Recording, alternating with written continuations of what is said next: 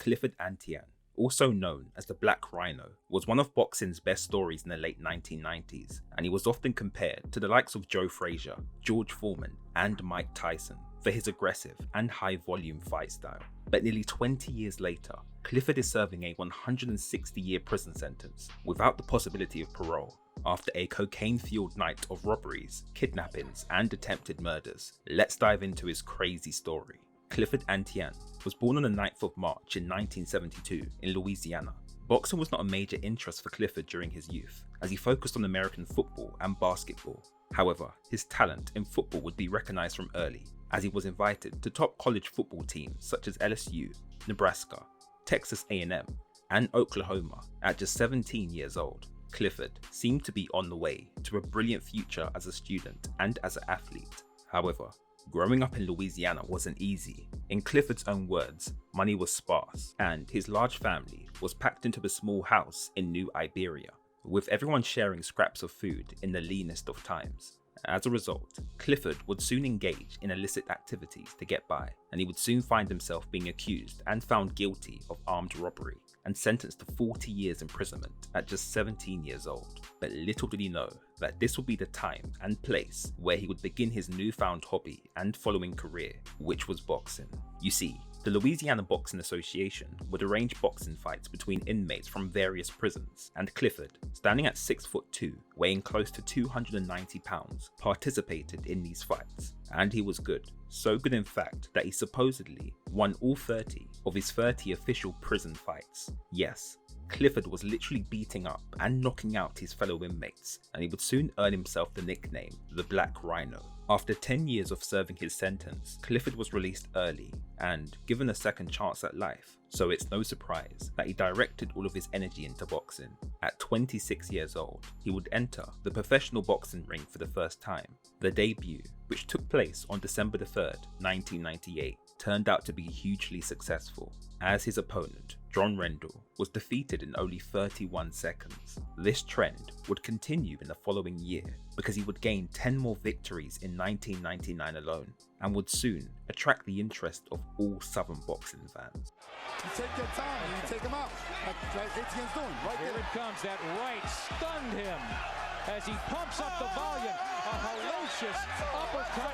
With stable performances, Clifford would climb through the ranks of the heavyweight division, and in the shortest time, managed to defeat some of the best heavyweights, including the at the time unbeatable Layman Brewster alongside Joey Guy and Lawrence Claybay. By the year 2000, Clifford was named the most exciting fighter to watch in the heavyweight division by The Ring magazine, and he would soon land a contract with Showtime Sports, which is one of the biggest and leading combat sports platforms worldwide. Subsequently, his stock began to rise, but it quickly fell after an upset loss against Fred Oquendo, who stopped Clifford in the 8th round in their fight in March 2001. Nonetheless, he was able to re-establish himself with a few quick more wins, and in 2003, he would arguably face one of the most dangerous men in boxing, Iron Mike Tyson.